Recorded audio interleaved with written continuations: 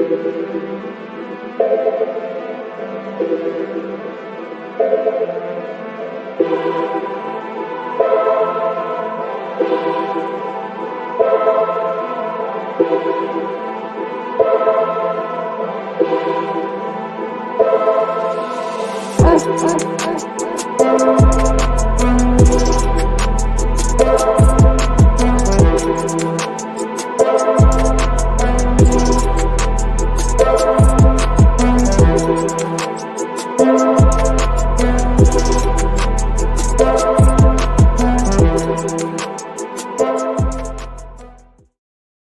me show you something.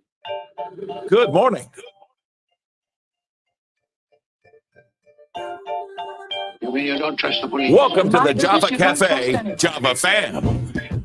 Good morning, everybody. Good morning. Good morning. Today is Thursday, October 3rd, 2024, and you are in the Java Cafe for Thankful Thursday. I know everybody wants to hear about my thankfulness for spending some time at Grace by Nia last night. The incomparable, the R&B legend, the queen, Karen White, the superwoman, came through and we got to love on her, meet her. She did a little scatting and riffing with Presidential Suites for a couple of seconds. So shout out to Marv Neal of Urban Heat Radio, also Nia, also Derek, her manager, all the Java fam that was there. I got some pictures and videos to my mother and everybody. We'll talk about that later. It's kind of interesting because we're talking with a young woman that kind of can jump in on the conversation that I had with Karen earlier this week in reference to being in the industry, in reference to looking good, feeling good, but not just externally, but also internally. And so we have a young woman that has worked with people that have been and participated, received BET awards. She started a whole magazine. She's a motivational speaker, a little bit of a tech person as well. We found that out this morning. And so I would like to present the song and introduce to others. Miss Brandee J, how you doing? We worked it out. I'm going to figure it out. I knew the iPad was going to work. I was just like, I know it's going to work. I should have just stuck with my gut. It is. You are clear, crisp, clean, sound good and everything. I just want to acknowledge and thank you for the fact that you are 3 hours behind. Yes. So you're up at 7 o'clock in the morning to be with us. Yes. And if I still have puffiness under my eyes, I'm really working on it. You know, I'm 44. When, you just be like, okay, I'll be like, okay, babe, in the mirror. Okay, let me see. I think I need both. She be like, get out of my face. I'm like, can I tell you that you just won? And usually when folks come into the Java Cafe for the first time, I say, hey, tell your story so people can get to know you. When I tell you, you just got an immediate in with your realness there. Listen, there's some mornings I get up just in time to wash my face, look decent, make a cup of coffee. So thank you for your realness this morning. Brandee. Yes. I see you on social media. I'm looking at some of the briefing that Anissa put together, and you are just amazing. You got some things going on. So thank you. I tell myself I'm amazing every day.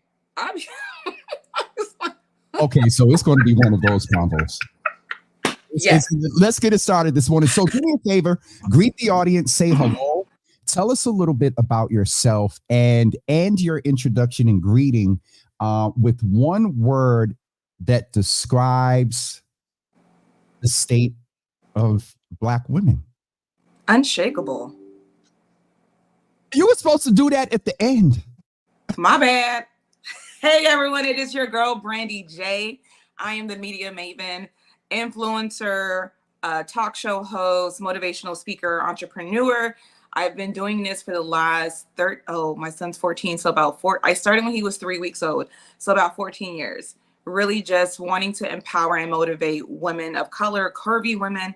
At the time, I felt like we always were getting the short end of the sticks, which I feel like we still are. And so that is everything. That is the reason why I started doing what I was doing. I started off with a lifestyle brand, a boutique for curvy women.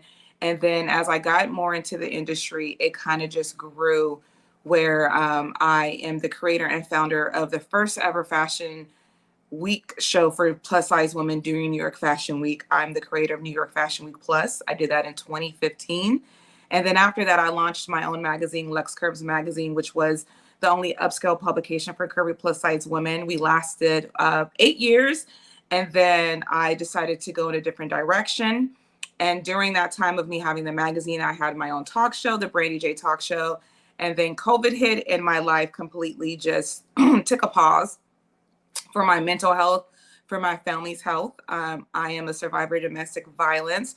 And in 2021, I had to bury my ex-husband, which was my abuser. And at the time, we didn't speak for like 15 years. And I was the one who had to take care of his burial, make sure his other kids were okay. And I just took time off for Brandee. And I'm in the process, I'm relaunching my brand, the Brandee J Lifestyle brand, which is a brand that empowers women to live the life on their terms, no matter what that is. We already have too many people telling us about what to do with our bodies, what to do, or how many kids we should have. Or no, I'm going to do what the hell I want to do. And that is what the Brandee J Lifestyle is about. Okay. So what was your word? Unshakable? Unshakable, yes. And so let me just name, there are a large majority of my audience is women. And so I want to state when we talk about subjects like, thank you for your transparency for yourself and also the audience. That was a topic that when you mentioned about your husband and domestic violence, Ex-husband.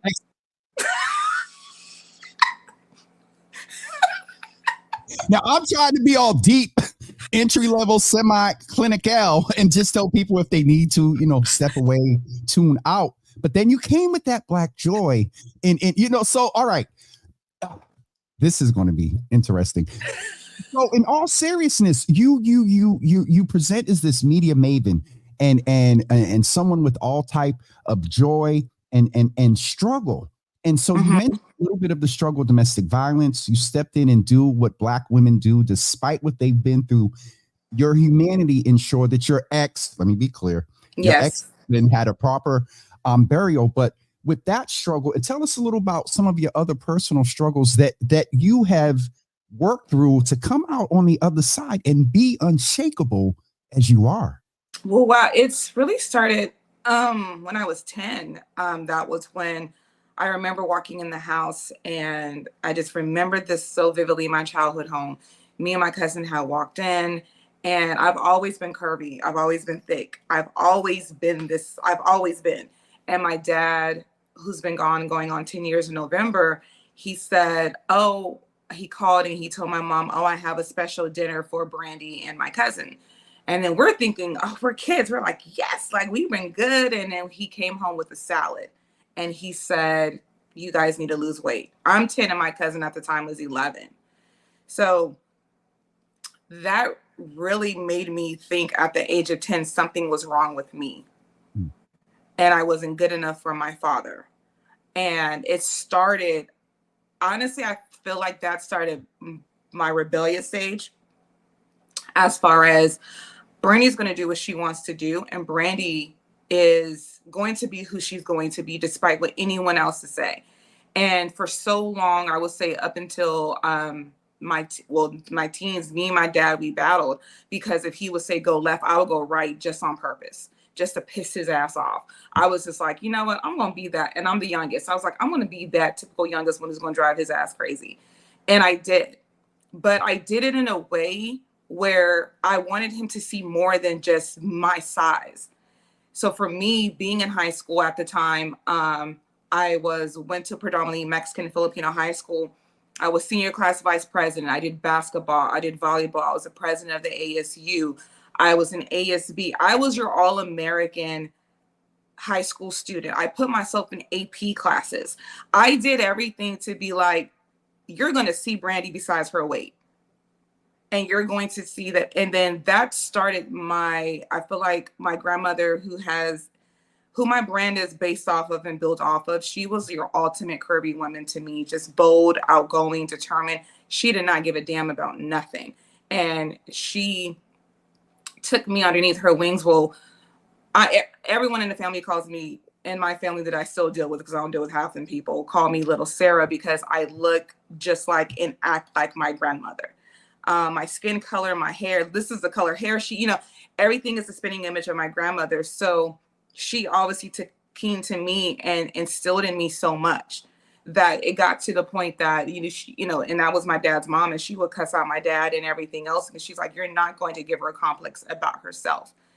And it really just really motivated me to always, for one, go above and beyond and push myself.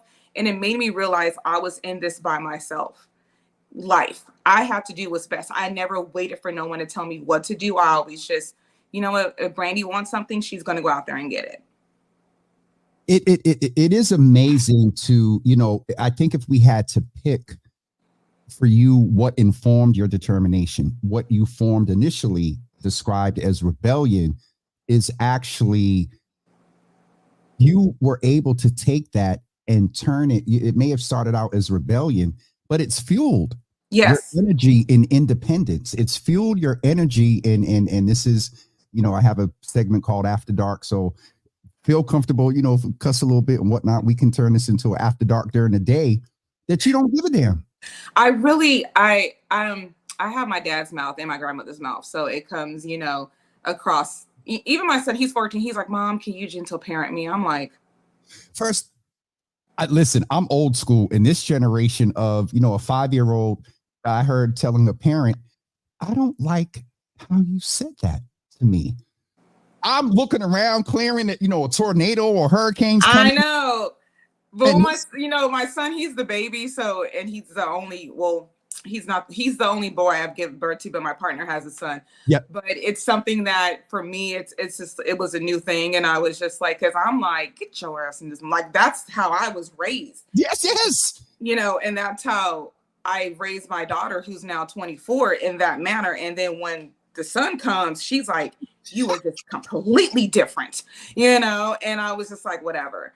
But it did, going back to the story, it did fuel my determination. It did make me I was a 14-year-old girl. I remember this time my dad was in prison, because my dad was, a drug dealer at one point. And then my dad was in prison and my mom was a single mom at the time. And then she didn't have enough money for back to school clothes. And I'm 14 and my sister's 17, and she came home and she's like, I don't have money for back to school clothes. And my older sister just starts crying. I'm looking at her like, girl, please. I went to my high school counselor. I was like, look, I need a job for the summer. And then at the time back then in like 94, she was like, oh, there's a new program that came out that kids 14-year-olds can work during the summer. Signed up. I did all the paperwork.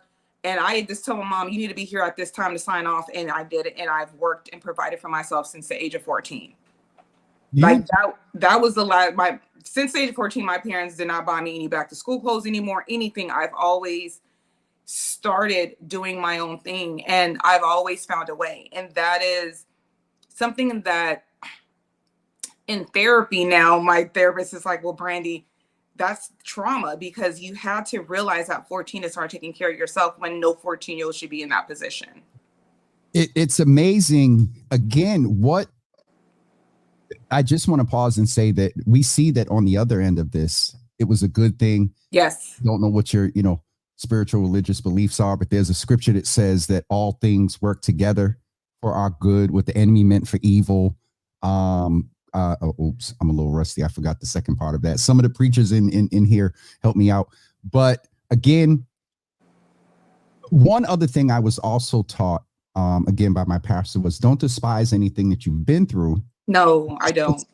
It's gotten you, hate the experience, but the impact and the outcome on the other side results in this beautiful, curvy, vivacious, just outspoken woman. One other thing I want to name is I said earlier that, your humanity for your husband, Black women, and step in and they fix things. You better stop calling him my husband. He is my ex-husband. We got a divorce a long time ago. So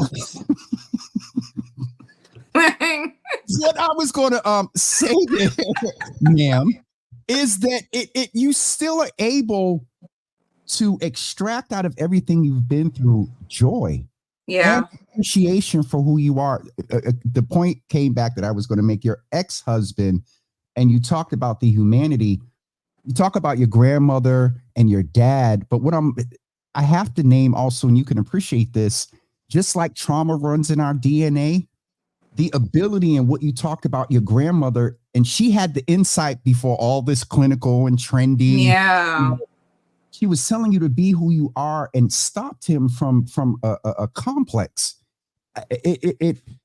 I'm definitely intrigued, and let's maybe now go to the transition of this. You went to school, you did all this stuff in high school, presumably college, and where did it start turning to where you were taking your experience and recognizing that you weren't the only one, and you started creating space for women to just be their best selves? When did that was when I was 30, because I had given birth to my son and I was on maternity leave, and I became I've always been curvy and thick, Coca-Cola body shape, but when you have a child, having my daughter at 21 was completely different from having my son at 30. And my body changed. I mean, my body's changing now, and I was looking for something that could help me cope with what I was going through. I was also going through postpartum depression that I really didn't know existed. I was going through so many emotions that I wanted to create a space for women who were feeling like the way I was feeling. And that's what launched everything. And at this time, my grandmother was already gone. She passed when I was pregnant with my daughter. So she never got to see, she said, my daughter, her other baby, she never got to really see her baby be born. But she instilled so much into me that, it was just, I just remember growing up in my family, I'm one of the lightest ones, and my sisters and my cousins are dark skinned than me. And then they used to tell me, oh, your dad's the milkman. Oh, you're adopted. And I remember one time going into my grandmother's home and she was like, she knew when something was wrong. And she was like, little Sarah, what's wrong? And I told her. And when I tell you, like, I think I was 11, and my grandmother said, well, you go tell them, don't be mad because they feel niggas and you the house nigga. I was like, what, Grandma? Your grandmother was straight old school. She was straight old school, and I'm 11 saying that, and my mom and dad and then they got it, I got it, and mom, they're telling on me, and my grandma's like, no, like you're basically telling this child that she doesn't belong because of the color of her skin, and my grandmother did not tolerate anyone doing things to me. She did not tolerate that. And it just really so much I went through, so much I had going on from that, and then dealing with my dad being in and out of prison up until, my 20s, and then becoming pregnant with my daughter and being forced to marry her father, my ex-husband, and being in a situation where I'm getting abused. And then in that situation when, my mother was like, well, you need to stay married because you need to have a husband. And I was like, I don't need to have shit. Like, I was that child, that woman at that was just like, no, I don't need to have this. I don't need this for me. And I feel like my mother dealt with so much crap from my dad that she felt like just to stay with someone to say you have a husband. And that was not me. And I remember at the time when I was trying to get out of the situation, and my mother and my family making it so difficult for me and not supporting me, that I had no choice but to go back. And then I was waiting for my dad to come out of prison. I was very strategic. I was, okay, I'm going to wait for my dad to come out, because when dad comes out, this is going to completely change. Yep. And when my dad came out, my ex-husband came over. He was like, hey, pop. And my dad said, don't pop me. He said, the next time you put your hands on my child, I'm going to, and it was in a situation where I knew my dad was home. So I said, Dad, I got to get out of this situation. And then my aunt in Texas told my mom, do you want to bury your daughter? Like, what is wrong with you? Like, I'm not that type of person to stay with someone just to have a husband, as you can see. So for me, it was more of just I've always had to get myself out of situations without the help of my family, without the support of people who you think are going to support you. But it taught me so much to just really depend on Brandee and to build my own family. There's a lot. And I often tell my guests that we have a briefing, but this is an organic, authentic space. And it's kind of shifting and going a little bit of a different way. One, because I believe a lot of people, may not be in live now, but they go and watch the after watch. We're on this topic for a reason. I don't know who's going to watch. I don't know who's going to, listen and be like, damn, it's not just me. No. If you deviate for a second, if you don't mind, Brandee. You talked about, family telling you to go back. You talked about being very strategic. If you don't mind, and with where you're comfortable, if you were able to give advice to any woman right now that is dealing with this situation, what is it that you would say to them? Be strategic and have a plan. Have your exit plan.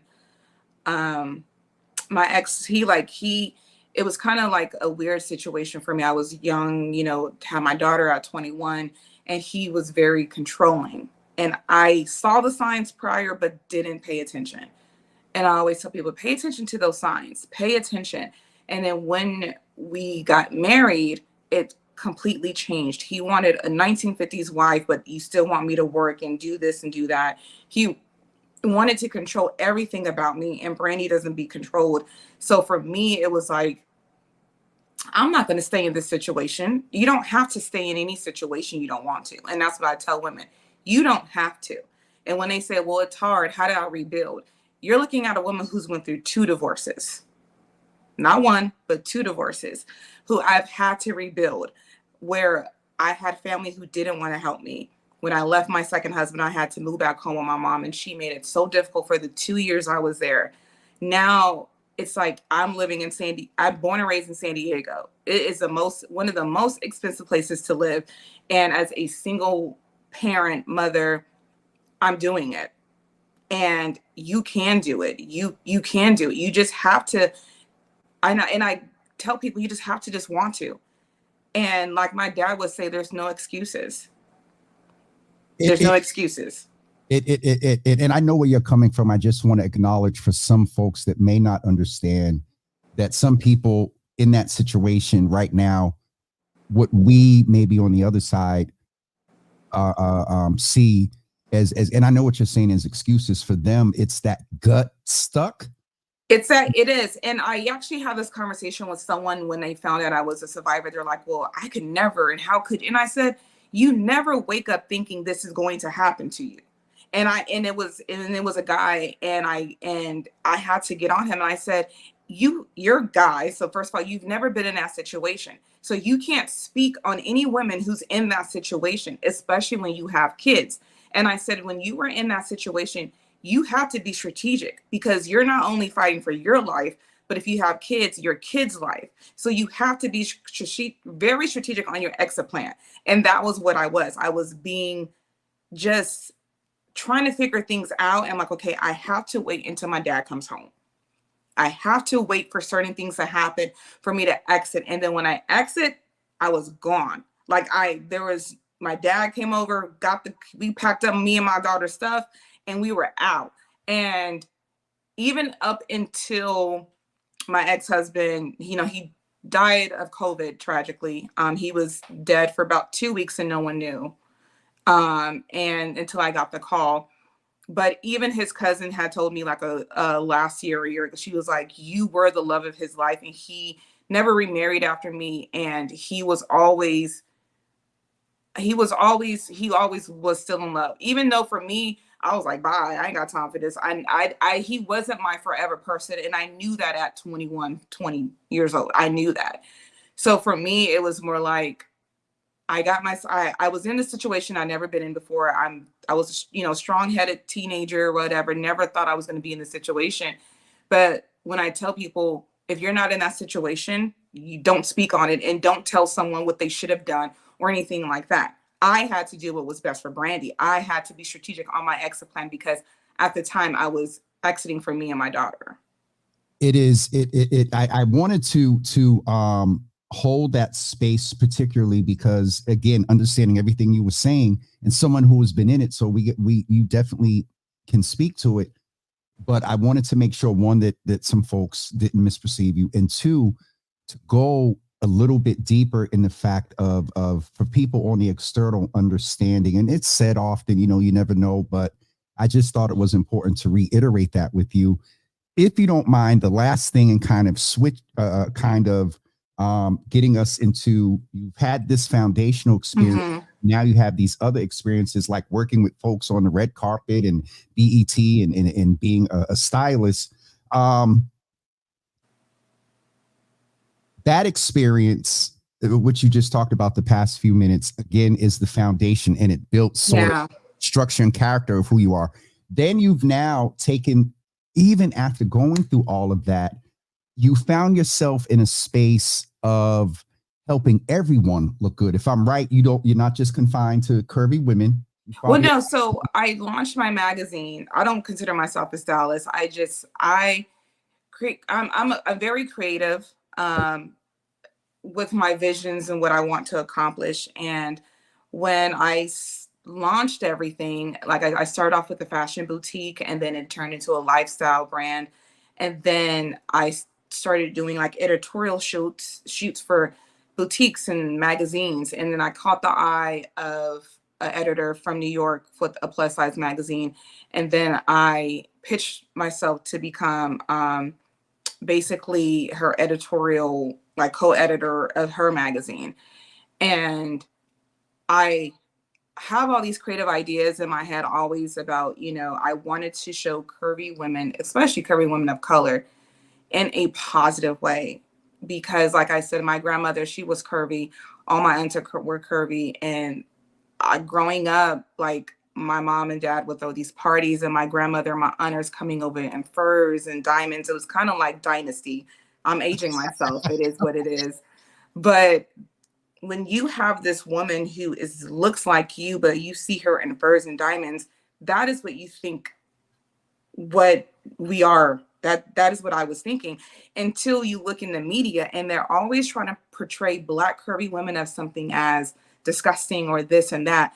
But you have other races who want our bodies, who do everything to look like us, to have the natural enhancements that we have, and they pay for it and this and that. And then you have a white woman who's curvy, but she's up here.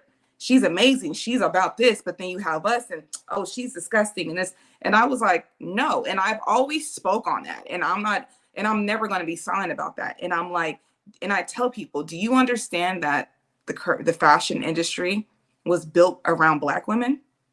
Like, we are the ones who are the trailblazers. We are the trendsetters from the 1920s, 50, 30, whatever. It's us. But then you turn around and you make us feel like we're not. No, baby, I'm the queen here. We the queens here. We're up here. And that was always been my mission. So that is why I always push myself to do different things. Being on the red carpet, interviewing celebrities. You tell Brandee no, I'm going to turn it into a yes. Getting Rick Ross on my magazine cover, getting all these celebrities on my magazine cover, on my show, and just pitching myself. And that is one thing they've always said. They're like, we need more people like you, because you're not with the bullshit. And I said, I'm not. Like, I'm not going to be something that I'm not just to fit into Hollywood or the media. No, I don't need to sit at your table. I'll create my own, and then you'll come to my table. We hear that so often and see it on social media, but to see someone that is really, and others, I have one that have done it as well, but in a manner that, because when you understand imagery, when you understand the influence of fashion, when you understand, you now in 2024, whose dad may have came home, with a salad or saying something, that influence is needed, because we need to begin to shift. Yeah. And now my brain is going everywhere, and I want to stay focused, but we know that in the fashion industry, a lot of the models do a lot of interesting things to keep that non-curvy body style. How do you encourage Black women, young women, in this space to appreciate their curves and reiterate or let them know, no disrespect to the other, because we're not going to body shame anybody. No. But how do you encourage the young women and women, the older women too, to appreciate the curves? I saw some years ago that every stretch mark, every curve, every has a story. Girl, I got my battle marks. I tell people all the time, I said, I pushed out these damn kids. I earned these damn marks. Like, you know, and that's something that you have to just, for me, it was instilled in me with my grandmother, but I know everyone doesn't have that. Everyone doesn't have that grandmother. And I always would tell young women, you have to look in the mirror and tell yourself you love yourself. Yes, I am 44 years old now, and my body is not the same. And, you know, I be like, you know, trying to hold on to my son and my partner. She be like, baby, gotta let it go. I'm like, hell no, I'm gonna get back in this bikini top shit. You know, but it's something that I always tell you gotta love who you are, where you are. And I feel like I tell people I'm so happy I grew up in the 90s and the 80s where we did not have social media, because now social media plays a part in, you feel like this is how you have to look. This is what you have to look like. And we didn't have that. So that's what helped me. But going into the young people now, I'd be like, you know, those are filters, right? You know, people have AI and they can make themselves look like something that they're not. Hell, we've all done it. I've done it, you know, but it's this. Hold on. I got that. Let me be 100. There's this little function in here. What is it called? Touch up your thing. One day I put it all the way on 10. I said, oh, absolutely not. But it's on 1 right now. You know, little blemish. You know, but there's nothing wrong with it at times, but it's just like just loving who you are. And I always tell people, when people were like, people who get the weight, for example, the Ozempic, the weight loss surgery and things like that, because I even talked to my doctor about Ozempic one time. And I was like, you know what? No, I don't want to. And then he was like, why? I said, because if I don't train myself mentally to accept who I am and to eat properly, me being on Ozempic or anything is not going to do anything, because I still have those habits. It's about changing the habits, because if you don't change the habits, it doesn't matter. And I remember, like, when I started my like fitness workout journey a year ago, someone's like, get a trainer. I'm like, why? Why would I commit to someone else to work out if I can't commit to Brandee? And when I said that, they looked at me. I was like, I don't need a trainer to tell me what to do. Brandee has to tell Brandee what to do and what she needs to get done. And I feel like that's where people get it messed up. And you have to change your mindset and change you before you change anything else on the outer. So I don't know if you noticed, I had to kind of check my skin a little bit because you kind of cut me. Everybody on this platform knows, you know, getting on this healthy journey and got a coach and been 3 weeks of going to finally get the trainer down at the gym. And I never looked at it like that. Yeah. That it's commitment to the trainer and whatnot, but still, if that motivation is not with it, it's an external motivation. And you're saying that we have to find within us enough of our value just to take that first initial step. So yeah. Yes. My mother is in here. She said, I like that. I mean, wow. Yeah. That was really good. You have to have the motivation for self before you make that. It just, to some, you know, you just said it, whatever. For me, that was profound. That cut a little bit. I didn't mean to cut you this morning, but you were cut. But now, come on, physician. Heal me real quick. But it's the truth, and I'm not perfect. And like I tell people, like, you know, for the last 6 months, I got off my fitness journey because I was dealing with things with family, and I had to get back on track and do what I have to do. There's times, yes, you know, and I tell people I've always been this type of person. If you want that burrito, you want that, you know, cinnamon roll, whatever, eat it. Like, who cares? But always be the healthy version of you. And that was what I was always telling people, even when I had my magazine. Yes, be curvy, be whatever you want, but be the healthy version of you. I don't aim to be a size 8. I don't. One time I was a size 8. I looked like a crackhead. My hair, my family we got big heads. I was like, what is wrong with me? I know for Brandee being a size 12, 14 is where I want to be. I'm currently a size 18. So for me, it's like, okay, let me do what I needed to do to get to that 12, 14. I don't strive to be a stick figure. I never wanted that because God blessed me with these big hips, these thighs, and this butt, and I'm thankful. And it's something that I've always loved about myself.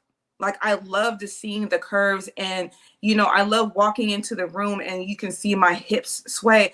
I've always been in love with that. So for me, it was teaching women to be that way, but be a healthy version of yourself. And whatever healthy is to you, then be that. If it's a size 12, it's a size 14, 16, whatever, it's a size 20, whatever it is to you, but I know what's healthy for me, and me being between a size 12, 14, 16, that's what I am striving for Brandee. It is when you were talking earlier, and thank you for this, and we'll get ready to wrap up in a couple of seconds. Please do. I know you're on iPad, so you'll tell me and we'll do it in real time. I want to get your website, your Insta. Well, I can get your Instagram from here because I follow you. I wasn't going to ask, but you did it a little bit. And so we'll close this sort of segment with that just encapsulating what you just said in the last couple of seconds about healthy for yourself. Being curvy doesn't mean you're unhealthy. No, it doesn't. And being healthy doesn't mean that you are not curvy. Exactly. There's people who are size 3, 2, and they're unhealthy. And you see them struggling, eating that salad. Girl, please give me some chicken. Give me, me and my partner, we've been together for about 4.5 years. And I'd be like, baby, I want a steak and lobster. She'd be like, let's go. I'm like, yes. It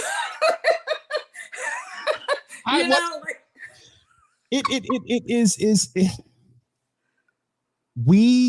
I think, as much as we've said that there's a population of us that didn't get it after we went through a world pandemic and folks are still in some of the same mindset and mentality, I do notice that for some of us, the things have changed. And it's not that we don't care, but we're focused on being our best self. We only got one life to live, all this other stuff. And we have to do it in a healthy manner. And it is important, if we're healthy on the inside, that's going to portray itself on the outside. It does, because when I'm not feeling good on the inside, it comes out. Yeah. And then I have to snap out of it, and I have to do what I need to do. Like I tell people, I see my therapist every 2 weeks. I think we have to, with everything going on, just waking up and going to work could be enough for people, and just, in the climate of this world, it's so chaotic. And I didn't, they always say, Black families don't go to therapy. No, I've been in therapy off and on since I was in my, teens, and going there because it helps.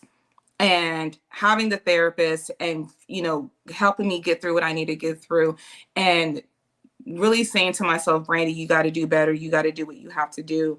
And that's what I do. And it's something like, I was working out, I'm back on track, being in the gym 3 to 4 times a week.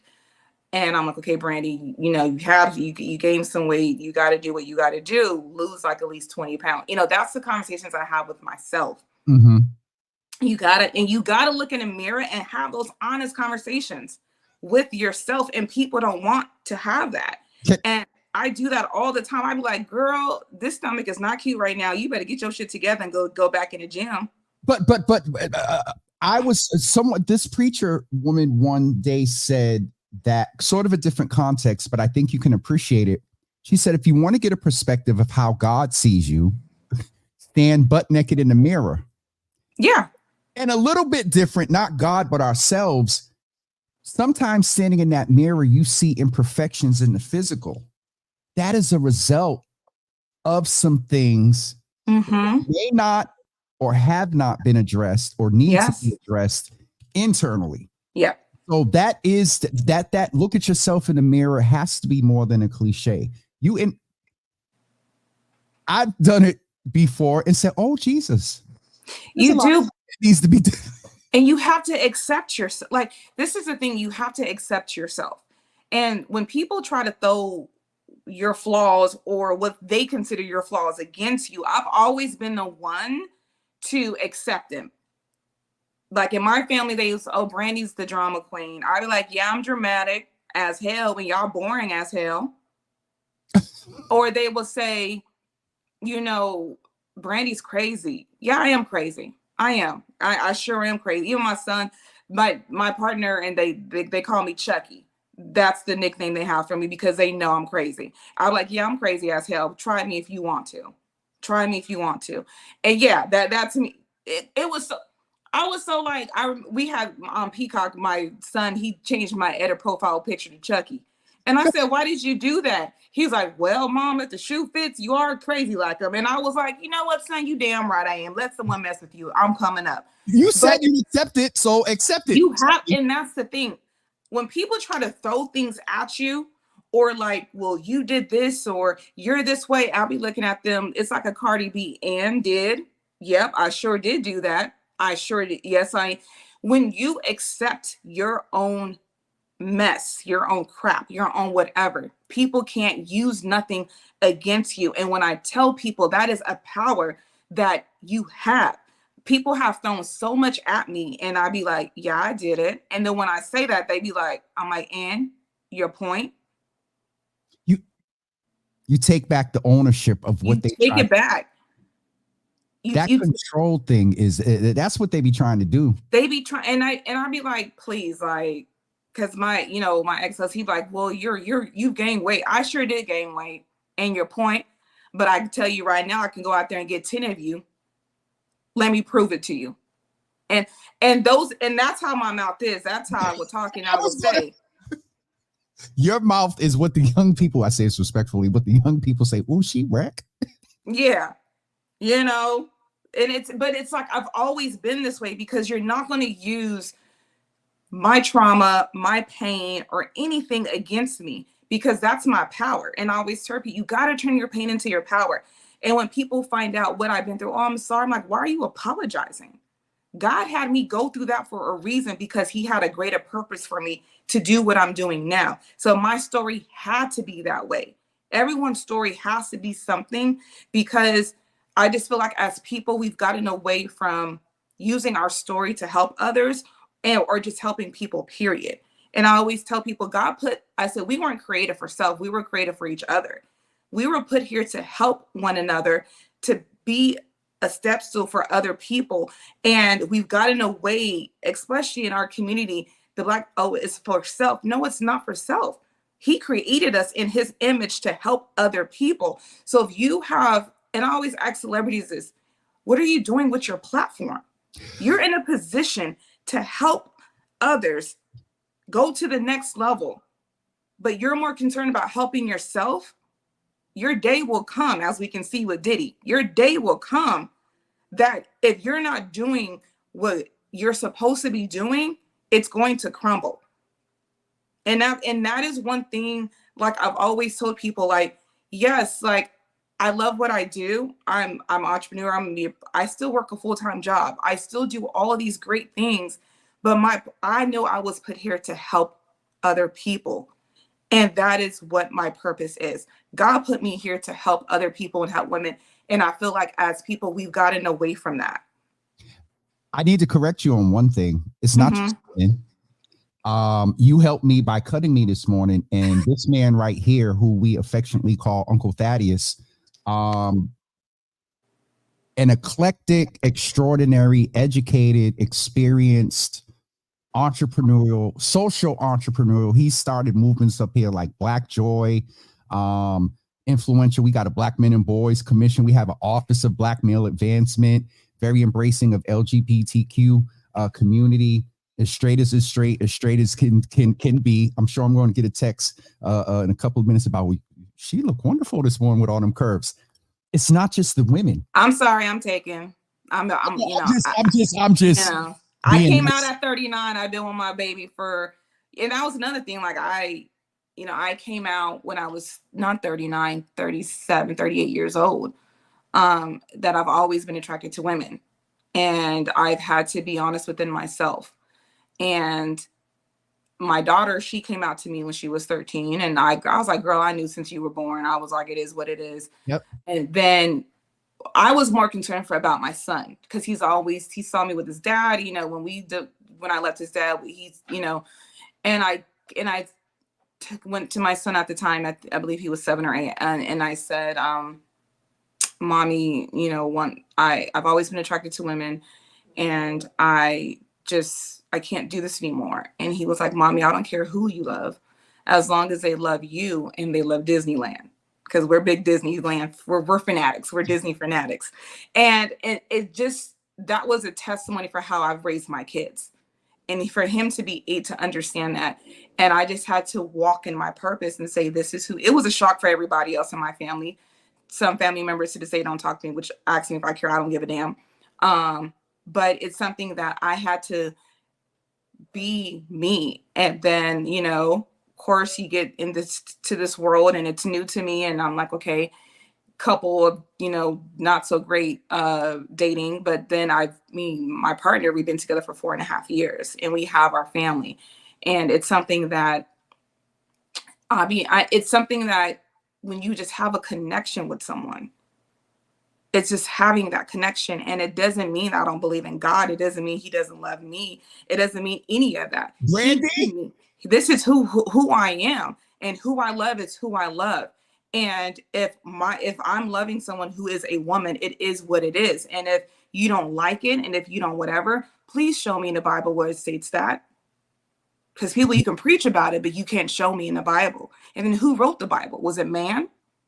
So I tell people all the time, it's like, don't come at me, because just because who I love doesn't mean I don't believe in God. I know there's a higher power. I pray to him every day, every morning. I thank him in everything. Before me, my partner, and our 2 boys sit down, we pray.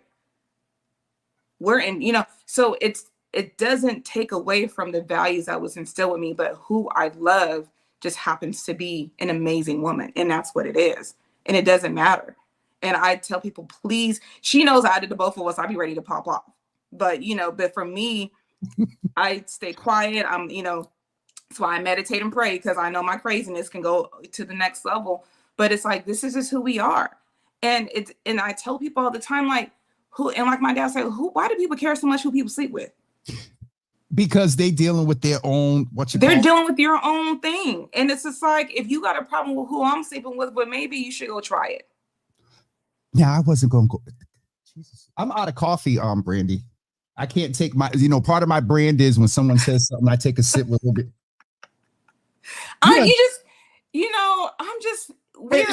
I'm just tired of people trying to tell us what to do and how to do it and this and this and that. And why do you care so much? For me, like, I came out after my dad passed, and I came out to my mother, and of course she spit out her coffee, like she literally spit it out. But she was like, you're still my child. And it doesn't matter. And then when my daughter came out to me at 13, she thought I was like, baby, I support the community.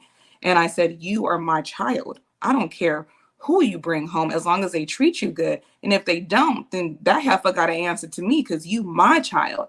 And people just don't understand that. And that's how my father raised us, and my grandmother, to accept people for who they are. Yeah. And if we did that, this world would be just so peaceful. And if you stay out of other people's business. So here's an affirmation right here. Mind your own business. Be authentically you. Exactly. Brandee, it's interesting because a couple of months ago, I shared, and I talked about this, I think with Karen, or I forgot maybe who was on the show Tuesday. And first, I'm a black man. I'm a black man that loves God. I'm a black man that loves God who is gay. I'm a black man who loves God who is gay, who grew up in the hood. Mm-hmm. The intersectionality. And I'm like you. I'm a late bloomer. I'm like, my first relationship was at 46. Wow. First relationship, first breakup. And at 46, sis, that's not the time to be trying to get your coping mechanisms. No. For decades. But I say that because, one, thank you for your transparency. 2, we're both part of the community. And 3, there was a little part of me, because you started talking about the connection, and I was like, there was some times when I thought I had the connection and it was beautiful. But it is so important that we maybe continue a part of this conversation with some other folks, because there's a lot of misconceptions about what motives are. Yeah.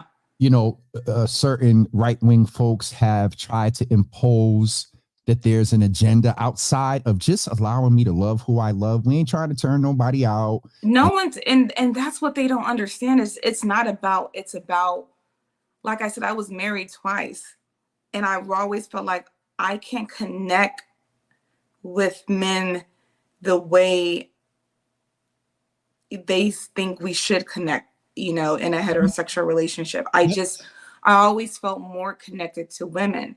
And then, I mean, even my best friend of 30 years, like she was like, girl, the way you would talk about Young M.A., the way you would say certain things, like I knew. She was like, girl, I've been known, we've been best friends since we were 13. She was like, I knew, but you had to walk in your own. Yep. And for me, it's about just having a connection with someone. Me and my partner, we connected over music. We connected over just having a love for music, and then just having a love for life. And, when we started hanging out, we didn't know it was going to go the way it did. We were friends first, and then it turned more. And she is one of my best friends. It's even, and I tell people, like, we don't live together because I like my space. I'm married twice. Listen. I said, I like my space. I like to come home sometimes when it's just me and I can have a glass of wine and whatever. But it's like and they look at like, you're lesbians and you don't live together. No, hell no. We do what's best for us. Like that's my whole motto. Do what's best for you. This works for me. This works for us. This works for our family. We've been together for 4.5 years, going on 5 years in April of next year. It works for us, and there's nothing wrong with that.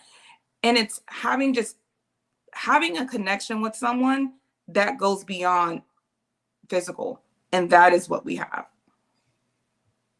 All right, I'm getting you off my screen now, because now you got me going back to, because I told one of my best friends the other day, I got an ex blocked. The block is blocked. The block is blocked. And I block family members. But I'm sitting up here now. Well, maybe I block family members. I have a big family on both sides. The only person I talk to is my brother, but I block family members. They tell me, my mom, she used to tell me, you are so evil and cold-hearted. I said, I don't have time for the bullshit. I don't care if you blood or not. And that's the thing with Black families. You think because you blood, you can disrespect me. And I will.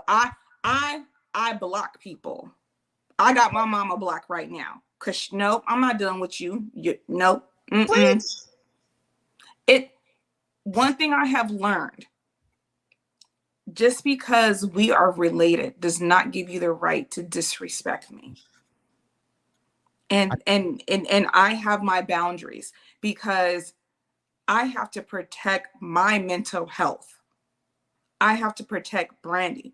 And there's nothing wrong with telling a family member, you are not healthy for me. You are toxic. And it doesn't matter that you are my mother, my aunt, my whoever. It does not matter. That doesn't give you the right to be disrespectful. So for me, I don't care. I block, mute, anything, people who do not align with my boundaries, and respect them. And I don't care who you are. It does not give you the right of passage. So yes, I have my mother blocked on my phone, because you are too toxic for me at this moment, and I can't have you in my space. And there's nothing wrong with that. Because at the end of the day, more than likely, the hope is that we'll repair. But in the repair, I need to be my best self. Yes. Now, me being my best self, I can't do that, So first of all, I know my mother right now. James. Like I feel like it's like me and my daughter, because she's 24, we go at it a lot. Do she block you? Hold on. Do she block you? She do. We block each other.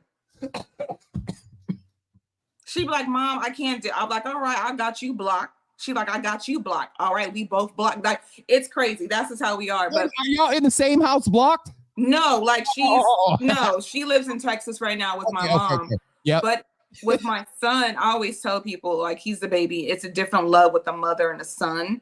So for me, it's different, like, and he's the baby. It's different. It's a different love between a mother and a son, but he will block you in a heartbeat. Like, he's his child. And I tell people, it doesn't matter who you are. All my exes are blocked. If I'm done with you, I'm done with you. Brandee doesn't go back. Don't hit me up on Facebook, Instagram, don't any, because I'm like, why are you contacting me? Like, don't sit. No, it's cuffing. Hold on. It's cuffing season. The holidays are coming. That's fine. I already got my baby. But what? No. I'm talking about. We're switching. We're going. You better get you some extra. You better get you some extra blankets. Because I look at it like this. We were so glad to have Brandee J on the show this morning. And I look at it because when people are like, oh, I'm friends with my exes, and I'm like, why? I don't, because at the end of the day, if you had me at an intimate level and did not do me right, what makes me think you're going to do right for me as a friend? Yeah. So therefore, you lost your right already. I do not believe in being friends with exes. Once I'm done with you, because I don't want to be your friend because you didn't know how to be my partner. You know what? All of y'all, the church mothers and extra blankets, James,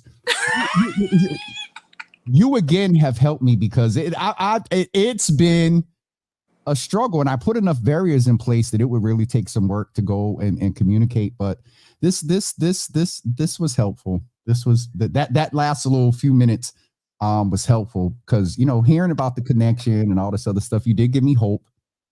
Part of me and some of my friends believe I'm gonna have to, whoever I'm with, they're not going to be from Boston. And so, well, no, because I didn't realize, like, I mean, and we don't have a perfect relationship. There's times I'd be looking at her like, okay, she'd be like, I'm not gonna like to share at you, but that's just how we are. But I told her, I said, we may argue, we may fight, but you're the one I want to do life with. Yeah. And so we're gonna have to figure this out. And I said, but if you can't love me the way I need to be loved, then let me know, because Brandee don't stay single for long. I'm a hot commodity. So just let me know. But it's having those honest conversations with your partner and just being authentic with each other. And, I know I'm not perfect and she's not perfect, but we can be imperfect together. We can see what works for us. And if it doesn't work for us one day, then it doesn't work for us one day. But it's just doing what you want to do for you. That's sort of to Dina's point. She says she half agrees. Sometimes it could start off as a friendship. You thought it went to a relationship, and then it didn't work. And you went back. So that's kind of to your point, that, that is possible. Brandee, I'm tired. And what I mean by that is the audience knows that if at the end of an interview I'm tired, that means that there's been some good exchange. Thank you. And just this has been amazing. Went a couple of different ways outside of what we had originally planned, but there's somebody that needed to hear this today. There's somebody in the afterwatch, somebody on Twitter that is like, oh shoot, I do look good. Yeah. I do need to start making an exit plan. Share something very intentionally. And if you can, you will say it after I share this. The same brother that I mentioned, he said, to be clear, I want to take a moment to let you know how much I appreciated your message of power, vision, faith, and action. It truly resonated with me and gave me the courage to take a step forward. Because when Thaddeus takes steps, the earth shakes. Let me go back to the sentence. It truly resonated with me and gave me the courage to take a step forward on something I've been waiting to pursue. Thank you for your inspiration. You're welcome. And you don't have familiarity with who this brother is. Not a lot of people he's, oh God, I'm gonna get in trouble. Having the ability to influence this brother says a lot. Wow. At that. Thank you. Like that, because he is influenced by children, by the wind blowing, by a beautiful flower, and so I wanted to be very intentional about that.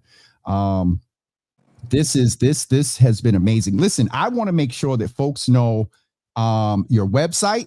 I want to make sure folks know where to follow you. And so, what is your website? It is thebrandeej.com. It actually launches on Friday, tomorrow, because we just been redoing everything. So launches tomorrow.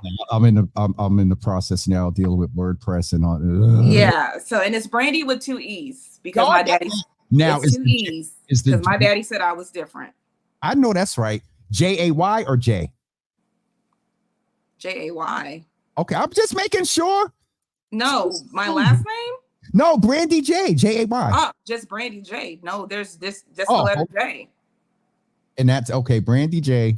You see the energy she be giving me, y'all. She done cut me and then checked me and Jesus Lord. Did I get I'm so particular about my name because I hate when because it's James Hills and they confine me to one hill. No, I got multiple hills going on. Exactly. They be like, oh, I-E or Y. I'm like, neither, because my daddy said I was different. It's E-E. TheBrandeeJ.com. I want Java with Jimmy fam to be one of the first to go and blow her numbers up. What time tomorrow?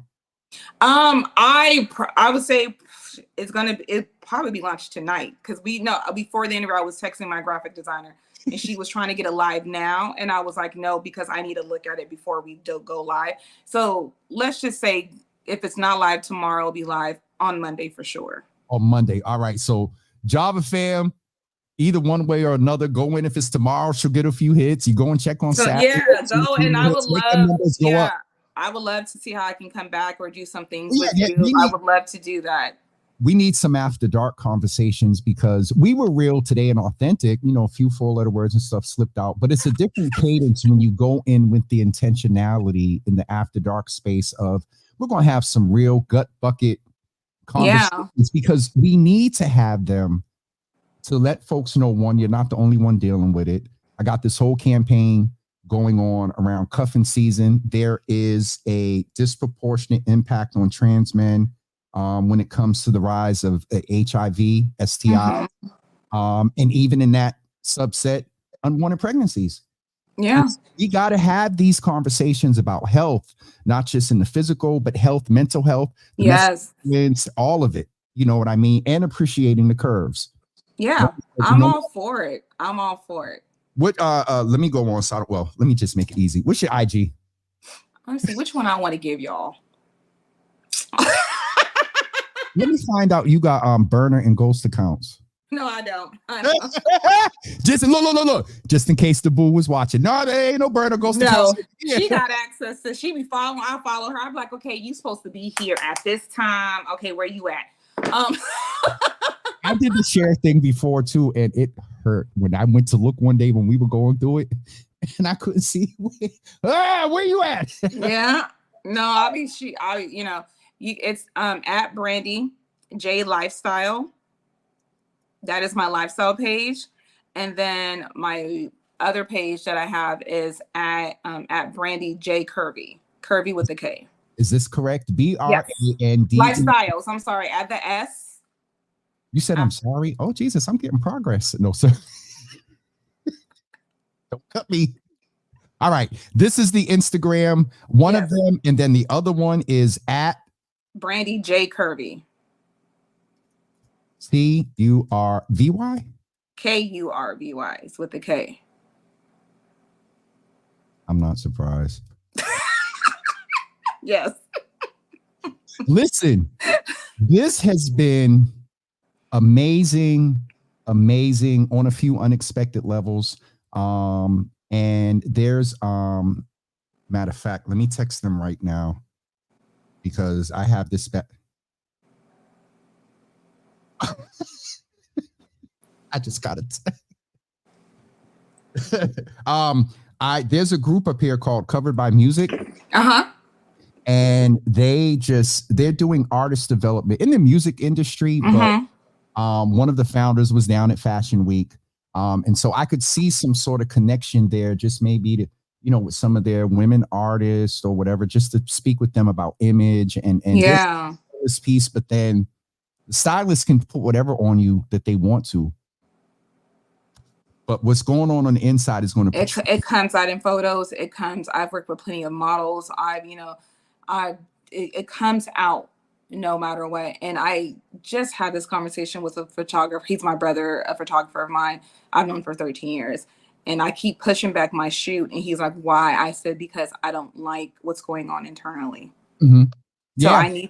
I need to figure it out. So we'll do it in January, but I need to figure out what's going on internally. And it was, having those conversations and dealing with family stuff that I had to really just focus on. And I said, let me get through the holidays, but I'll be, we're going to do this in January. But it's being honest. It doesn't matter what designer you have on. How you are feeling will come through in that image and in your eyes. My brain will be here another 15 minutes. And then folks will be like, all right, Jimmy, we got 90 minutes. Go over and give us 2 hours. There's a group here to points watching. Thank you for having me. And again, in a very he appreciated the love. That was me sort of joking about, appreciating the Kurves, but the impact you had on myself and Uncle Thaddeus lets you know that it is not just women.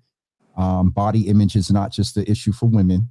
Congresswoman Ayanna Pressley one day asked me, she said, I said something about, being, a little thick or whatever. She said, come here. Are you dealing with body dysmorphia issues? And I said, excuse me? But it's not just confined to women. And so on behalf of him, me, the brothers out there that will watch this, thank you. And of course, the sisters as well. But folks, make sure that you go check out her website between tomorrow and Monday. Mm-hmm. And then these are the 2 pages where you can follow Brandee J on Instagram. We are definitely going to be in touch. I know I need to be sensitive to the fact that you're 3 hours behind. Doesn't matter. You see, I'm up.